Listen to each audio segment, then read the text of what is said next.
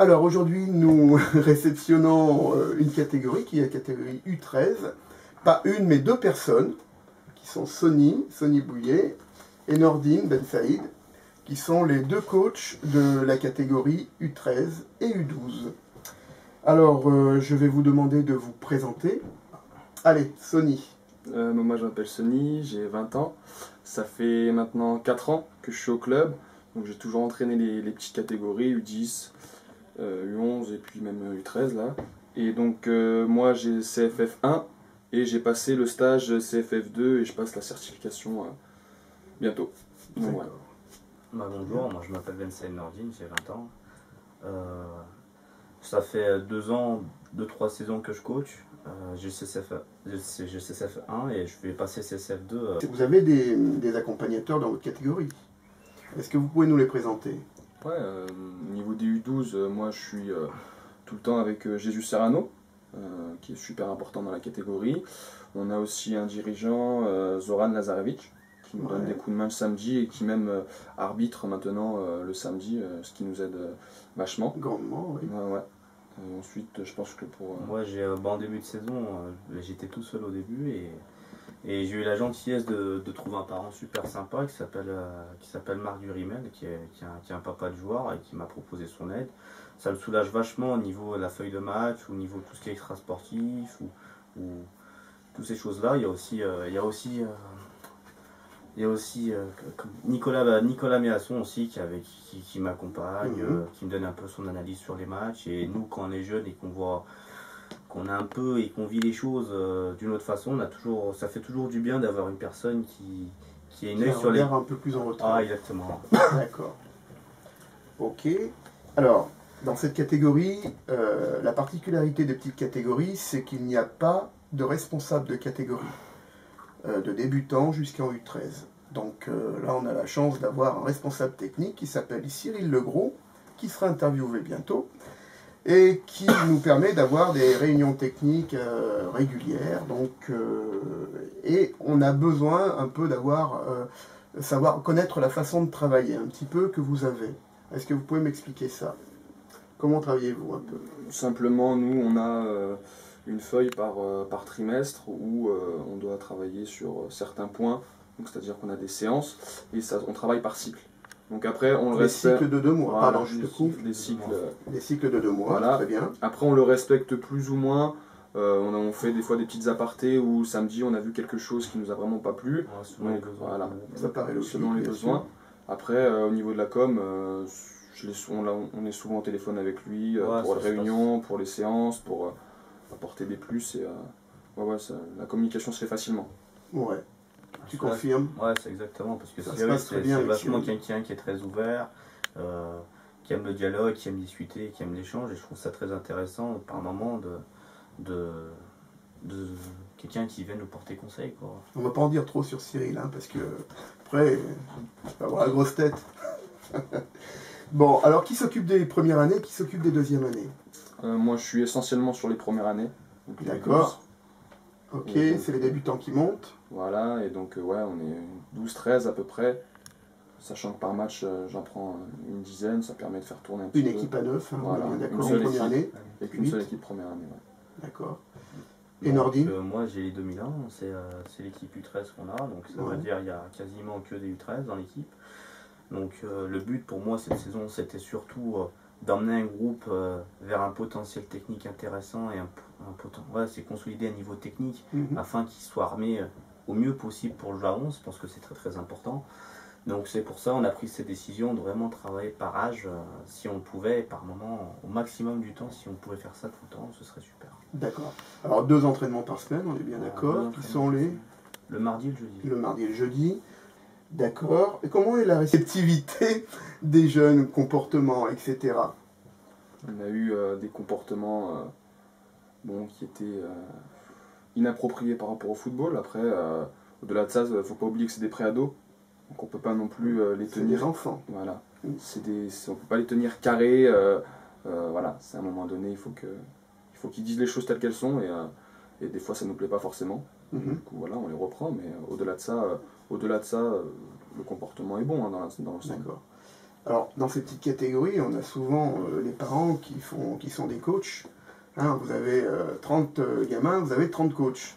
Donc, comment se passe un petit peu, Nordine, En fait, moi j'ai, comment le dirais-je, contact avec les parents? le contact avec le parent, parce que moi dès le début de saison, en fait, je suis un garçon qui ne m'exprime pas beaucoup auprès des parents, parce que je pense que quand on est éducateur, il ne faut pas trop se mélanger. Je pense qu'il faut garder une certaine distance pour surtout gagner le respect des autres.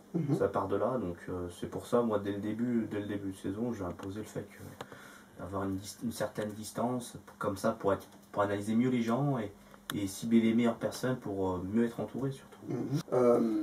Alors dans les choses que vous pouvez voir au niveau du club, qui sont positifs ou négatifs, alors est-ce que vous pouvez me donner un petit peu votre avis, d'abord dans le positif, Sonny?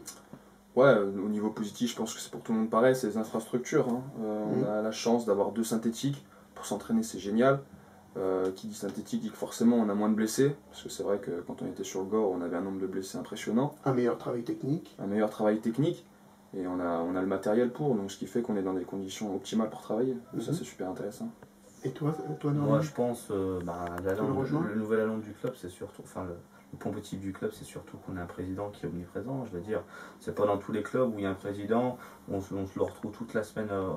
Toute la semaine, on le voit, on peut le consulter, il est très accessible.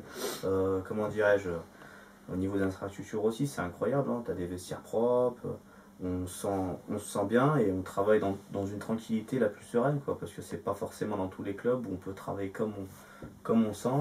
Et puis voilà, quoi, c'est vraiment sympa de travailler dans ce genre de cadre, quoi. Alors, le côté moins intéressant, c'est le côté un peu négatif. Est-ce que vous en avez qui ressort? Ouais, déjà, je pense la communication. C'est pas forcément un fort, que ce soit au bureau ou même entre éducateurs et puis comité directeur ou gens du bureau. Le deuxième, c'est que ce qui je trouve qui est dommage, hein, c'est qu'il n'y a pas d'éducateurs d'autres catégories qui viennent s'intéresser aux petites catégories justement. Je trouve ça dommage, parce que je pense que les petits, c'est l'avenir du club. Et si on les fidélise pas un maximum, et ben après ils partent forcément. Et ça, je trouve ça super dommage. Donc je dis pas d'être là chaque match, tout ça, mais un éducateur, je sais pas, senior, U19, U17, bien voir un match de temps en temps, ça leur fait pas de mal, et puis je pense que les gamins, ils sont contents. Ils sont contents. Parce que c'est plein d'enseignements de regarder les petits jouer, hein. Même en tant que joueur U17 ou U19 ou voire senior, hein. Et ça fait toujours du bien de voir aussi des petits jouer. Moi, le point négatif que je relève, c'est comme disait Sony, c'est un petit peu un manque de communication. C'est des petits détails qui fait que par moment on se sent un petit peu entre le terrain et tout ce qui se passe à côté, on se sent un peu délaissé, quoi. Isolé, exactement. Isolé.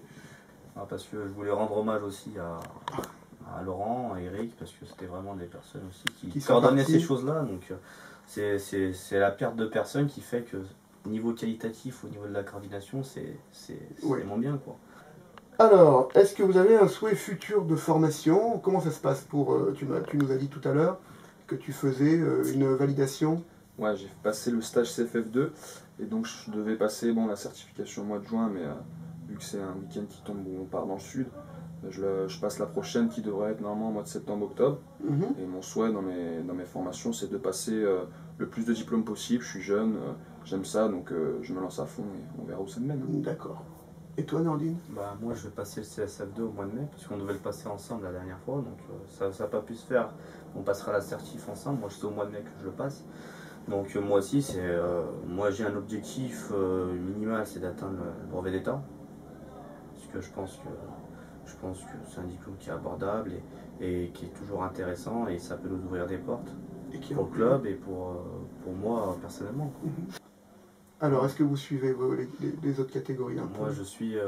Moi ça me fait plaisir cette saison, parce que quand je vois le classement des U15 qui sont quasiment en tête du championnat d'excellence, ça fait plaisir, parce que on se dit que le football d'animation ne travaille pas si mal, parce que ces joueurs-là, c'est des joueurs que j'avais il y a quelques saisons. Et donc il y a aussi les U17 qui sont premiers, les U19 qui sont bien. Et ça fait plaisir, c'est que ça prouve que déjà à la base on travaille pas si mal, et tant mieux, quoi. Et tant mieux. D'accord. Moi personnellement, je suis à peu près toutes les catégories. Ouais, et vraiment toutes, hein, senior, quand je suis tout le temps là, donc généralement je viens les voir. U19, U17, U15, je suis aussi, puis même les U11, je suis souvent à leur entraînement même. regarder ce qu'ils travaillent, parce qu'on essaie de travailler plus ou moins les mêmes choses. Et du coup, ouais, je suis pas mal cette année. En plus, quasiment toutes les équipes sont premières, donc Cette année, ça fait plaisir. ouais, ça fait plaisir. Et, Bah, j'aimerais une bonne nouvelle à la fin de l'année, puisqu'on a quand même 6 équipes qui jouent quelque chose. On parle de compétition football à 11.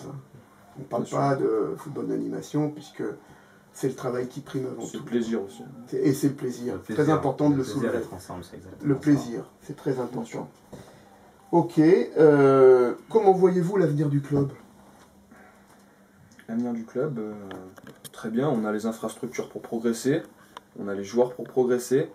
Je pense qu'avec ce qu'on a, on va même emmener du monde. On a des éducateurs de qualité. Donc moi, je pense que l'avenir du club, je le vois très bien. Je pense même que ça peut devenir un très gros club de la région, si on s'en donne les moyens. Moi, je pense à terme d'objectifs dans les années futures, il faut vraiment qu'on change la mentalité. Comment je veux dire, faut vraiment qu'on pousse les jeunes à aller au plus haut possible et se dire que à Charvieux, vous pouvez réussir, vous pouvez jouer un super niveau et vraiment leur donner les cartes, quoi. Je veux dire, on est là pour vous emmener au sommet et pas on les fait progresser comme souvent Après, pour qu'ils partent après. C'est vrai que ça reste quand Alors, même d'avant. effectivement, pour vous, la compétition est un élément important. Alors, on est quand même un club familial. C'est très dur de faire cohabiter le côté familial. Tout le monde le dit, Charvieux est un club familial. Et on veut le rester, parce que c'est notre marque, c'est notre identité. Mais comment faire évoluer la compétition à travers un club familial?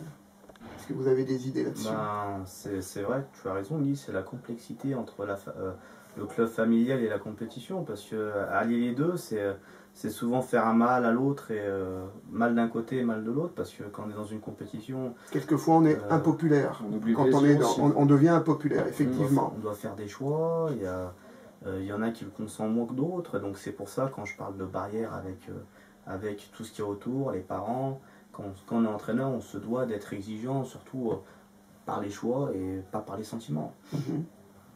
On va terminer sur les vœux pour la saison prochaine. Alors, Sony, tu seras où la saison prochaine? Eh ben, c'est une bonne question. Selon ce que le club me proposera, je serai là comme je peux ne pas être là. On verra. En tout cas, j'arrêterai pas. Mais si le club me propose quelque chose, un projet qui m'intéresse fortement, je resterai, il n'y a pas de problème. Ensuite, c'est vrai que...